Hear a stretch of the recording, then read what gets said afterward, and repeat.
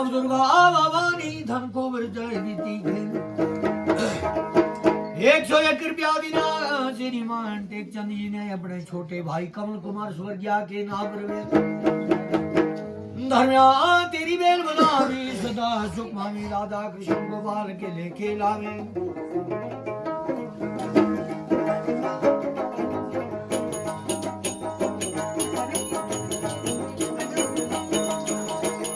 आग जी टूटी जाना जिंदरा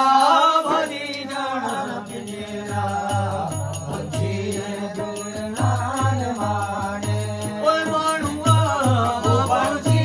दुर्नान माने ना करा मानुआ ओ मेरो मेरे ना कर मानुआ ओ मेरो मेरे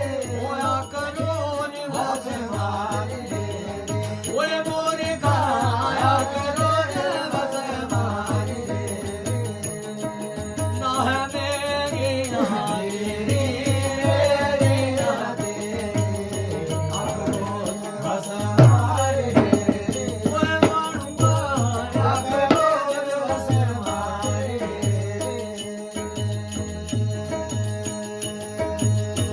ओए चुन चुन